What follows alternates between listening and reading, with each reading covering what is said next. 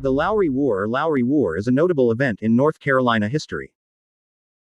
Henry Berry Lowry, whose father and brother were murdered by Confederate Home Guard, formed a band of American Indian, white and African American men to wage a guerrilla war against the Southern establishment from 1864 to 1872. Lowry and his band attained a kind of mythic status. Robeson County Native Americans. The Lumbee people in southeastern North Carolina originated from various Native American groups which were greatly impacted by conflicts and infectious diseases dating back to the period of European colonization. Those who survived these disruptions grouped together as homogeneous communities. In 1830, the United States government began a policy of Indian removal, forcibly relocating Native American populations in the American South further west. Native Americans in Robeson County, North Carolina, were not subject to removal.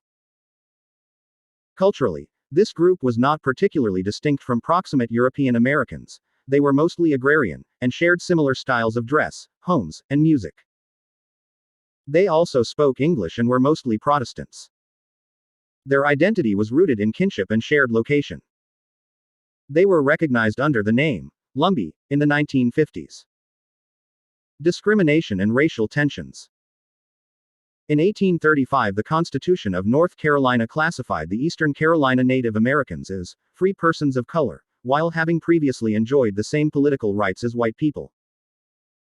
The new Constitution disenfranchised the Lumbees. In 1840, the North Carolina General Assembly passed a law prohibiting free non-whites from bearing arms without a license from the Court of Pleas and Quarter Sessions in their county. In 1853, the North Carolina Supreme Court affirmed the legality of the law in its ruling for State v. Noel Locklear, involving the case of a Lumbee man convicted of unlawful possession of a firearm. White farmers in Robeson County also sought ways to obtain Lumbee's land or labor. According to Lumbee oral tradition, the tied mule incidents were emblematic of this. In these scenarios, a farmer would tie his mule on a Lumbee's land and release some of his cattle there, before bringing local authorities to the scene to accuse the Lumbee landowner of theft. Doubtful of a fair trial in the courts, a Lumbee would settle with the farmer by either offering him a portion of land or free labor. The legal discrimination and exploitative practices heightened racial tensions in the area. American Civil War. The Lumbee people were initially ambivalent about the outbreak of the American Civil War. Some men enlisted in the Confederate States Army, though it unknown whether they were accepted as recognized Native Americans or passed as white. Shortly thereafter, Confederate authorities began conscripting the Lumbees for labor along the coast, especially at Fort Fisher. The Lumbees were usually tasked to either construct batteries or grind salt. Most found the work dangerous and monotonous, and the conditions at the labor camps poor. Many consequently fled into the swamps of Robeson County to avoid conscription. Though some Lumbee still sought to serve in the Army during this time, by late 1863 most had concluded that the Confederacy was an oppressive regime. This change in attitudes was brought on by their contact with Union prisoner of war escapees from the Florence Stockade, 60 miles away in South Carolina. Lumbees became increasingly willing to help the Union soldiers escape and avoid recapture. As time progressed, some of the swamp deserters, including Lumbees, blacks, and Union soldiers, formed bands to raid and steal from area farms. Though this was mostly out of a desire to survive and had little to do with challenging the Confederacy. After Union troops led by entered North Carolina, the Union escapees left to join them, and the bands became predominantly Native American. For nearly a decade, Henry Berry Lowry conducted raids in southern North Carolina, primarily in Robeson County and against upper-class whites. He became the most hunted outlaw in the state's history. During the war, Henry Berry Lowry often flouted the authorities who hunted him for over 8 years. He murdered the presumed head of the local Ku Klux Klan, John Taylor, after which Lowry and many others escaped into the surrounding swamps. A tactic that they would use over and over again and which would prove highly successful at helping them avoid capture. As the war dragged on, food became scarce as more outliers fled to the sanctuary of the swamps.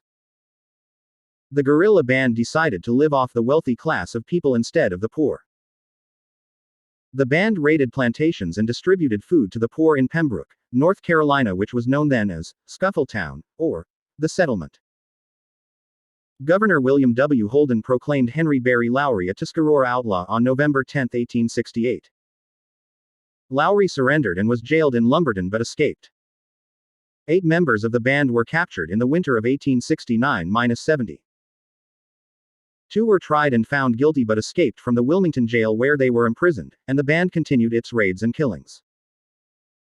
On 12 November 1870, a federal artillery battery was sent to Robeson County to subdue the Lowry band but failed to contain the raids. In 1871, the General Assembly offered a bounty on Henry Berry Lowry.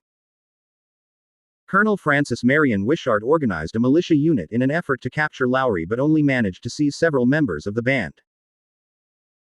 On October 15, 1871, federal troops withdrew from the county, and early in 1872 the Lowry band conducted a lucrative raid on Lumberton, after which Lowry apparently disappeared.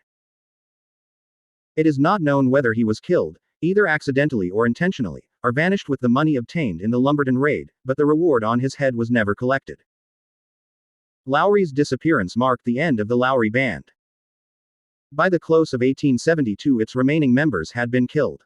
In late February 1874, Steve Lowry came out of hiding to join in a party at the John McNair Plantation. He laid down his rifle to play a banjo, but as he was about to start, 3 bounty hunters who had been tracking him attacked. 2 shot him while the third struck him with an axe. The following day they took his body to Lumberton and collected the bounty, and the Lowry War ended. Legacy. Whatever his fate, in the years since 1872 Henry Berry Lowry has become a folk hero to the North Carolina Tuscarora Nation and Lumbee Indians, for present-day North Carolinians. Lowry is a controversial figure. He was thought by his defenders to be a hero, and by his critics to be a common criminal. Since 1976, Lowry's legend has been presented every summer in the outdoor drama Strike at the Wind in Pembroke. Set during the critical Civil War and Reconstruction years. The play portrays Lowry as a cultural hero who flouts the South's racialized power structure by fighting for his people's self-determination and allying with the county's downtrodden citizens. The blacks and poor whites.